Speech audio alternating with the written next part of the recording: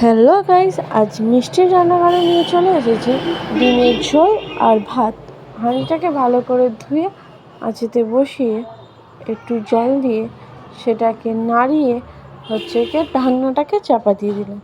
দেওয়ার পর আগুনটাকে ভালো করে ধরিয়ে নিলাম। নেওয়ার পর জলটাকে ভালো করে গরম হতে দেবো। আর জলটা গরম জলটা গরম হতে হতে আমি চালটাকে ধুয়ে নেব। ভালো করে চালটাকে ধুয়ে নিচ্ছি। চালটাকে ধুয়ে নেওয়ার পর সরাটা খুলে তাতে চালটাকে ঢেলে দেবো। দেওয়ার পর ঢাকনাটা দিয়ে দেবো।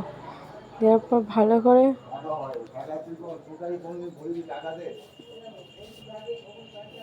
ফুটিয়ে নেব। ফুটে আসলে একবার নেড়ে নিয়ে দেখে নেবো ভাতটা হয়েছে কিনা। আর ভাতটা একটু বাকি আছে, তো হয়ে একটু সরাটা দিয়ে একটু ভালো করে আগুন লাগিয়ে একটু ফুটিয়ে নেব। নেওয়ার পর ভাতটা হয়ে যাওয়ার পর ফ্যানটাকে ঝরিয়ে নেব।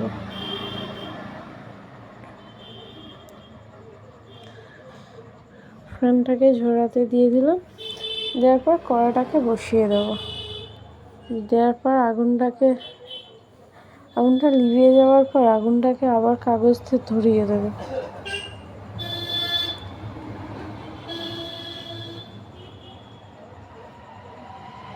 ধরানো হয়ে যাওয়ার পর তেলটা দিয়ে দেবো। দিয়ে পেঁয়াজ আর ফোড়ন কাঁচা লঙ্কা দিয়ে ভালো করে নেড়ে চেড়ে নেবো।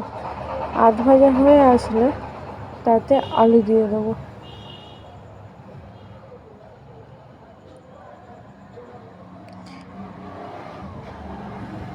নিয়ে মশলাটা দিয়ে নাড়িয়ে দেবো। দিয়ে ডিম আর আলুটা দিয়ে ভালো করে নেড়ে চেড়ে পরিমাণ মতন জল দিয়ে দেবো। দেওয়ার পর একটু নেড়ে চেড়ে রেখে দেবো।